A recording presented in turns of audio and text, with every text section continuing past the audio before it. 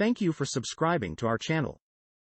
Today is Tuesday, November 17, 2020. CNN report. The global economic bailout is running at $19.5 trillion. It will go higher. Governments and central banks have promised to shell out $19.5 trillion since the coronavirus erupted to put a floor under the world economy, according to the International Monetary Fund. Some countries need even more help to recover from the crisis, but they might not get it. Governments have announced nearly $12 trillion in stimulus measures as of September, and central banks have chipped in at least $7. Fox report. Man whose young daughters found alone in Chicago thought mom was watching them. Chicago. The father of a 5-year-old girl who was found alone with her younger sister on a Chicago street says he thought she was safe with her mother. The girls, whose discovery late Sunday prompted a police search for their parents, were taken to Comer Children's Hospital and were found to be in good condition. Jamel Amos said he rushed to the hospital Monday morning after learning that his daughter and her 1-year-old sister were found alone and cold in the city's South Shore neighborhood. Al Jazeera report.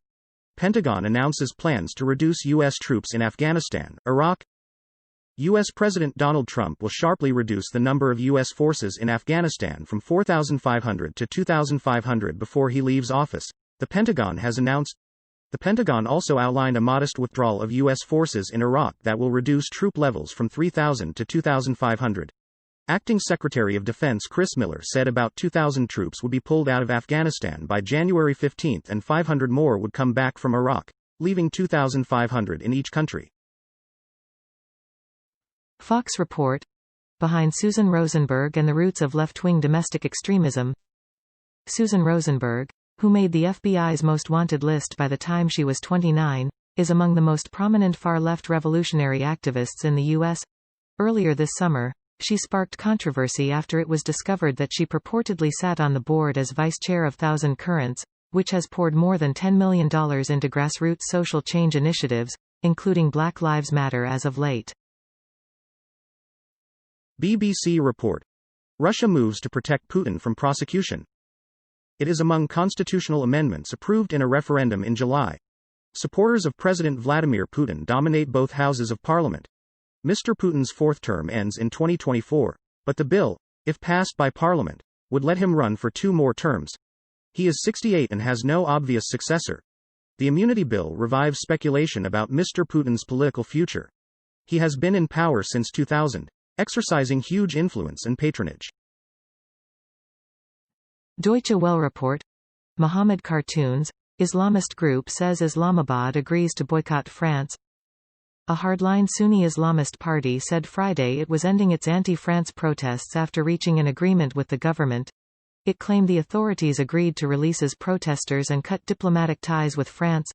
The Tehreek-e-Labbaik Pakistan (TLP) party had launched protest rallies in Rawalpindi city in an attempt to reach the nearby Islamabad, the capital of the Islamic country.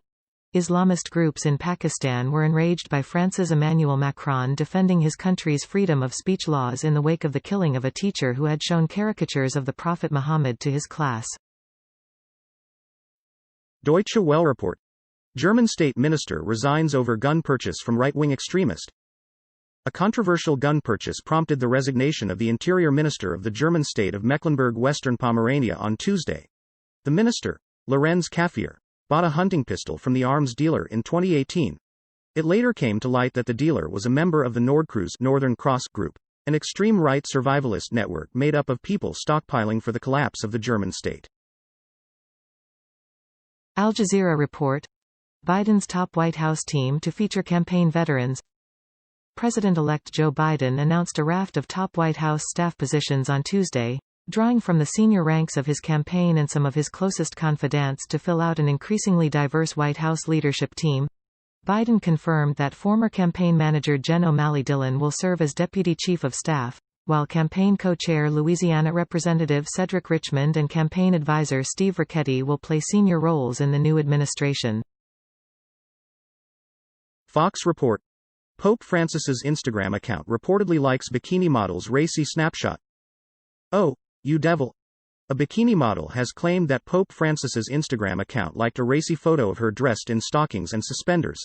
Natalia Garibaldo, 27, said the pontiff's verified Franciscus account was among the 133,000 that liked an image of her standing at a school locker with a white crop top and a skirt barely reaching her behind.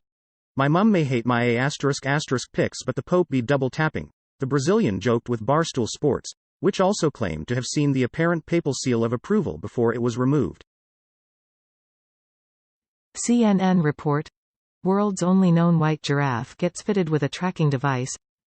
The only known white giraffe in the world has been fitted with a GPS tracking device in an effort to protect him from poachers in Kenya. The unique male giraffe now stands alone after a female and her calf were killed by poachers in March. The GPS tracking device, secured to one of the animal's horns, will give hourly updates of his location, said the Isaac Beni Harotla Community Conservancy in a press release on Tuesday. BBC report: U.S. man fails bondesque underwater escape from FBI using sea scooter. Matthew Piercy, 44, a California man accused of financial crimes, briefly evaded justice when the FBI tried to arrest him on Monday morning. He first fled by car and then used a sea scooter to hide from agents underwater in a frigid lake. Agents watched his bubbles on the surface for around 25 minutes before he emerged and was handcuffed. He is accused of leading a $35 million £27 million Ponzi scheme at his local church. CNN report: how bad is Russia's COVID crisis? Packed morgues and excess deaths tell a darker story than official numbers suggest. The limbs of a lifeless body hang off a stretcher in a hospital ward as coronavirus patients battle for their lives just a few feet away. An elderly woman gasps for breath, her desperate panting a grim soundtrack to one of many disturbing cell phone videos emerging from hospitals across Russia. "This is how our nights look, horrifying," says a male voice narrating the footage, given to CNN by a prominent opposition-linked Russian Doctors Union, Doctors Alliance, which says it was recorded in mid-October by a hospital staff member in Ulanovska, a city around 500 miles east of Moscow. Deutsche Welle report: German defense minister: Europe still depends on U.S. for security. German Defense Minister Annegret Kramp-Karrenbauer on Tuesday said it was an illusion to think that Europe could go it alone on security without the U.S. and NATO.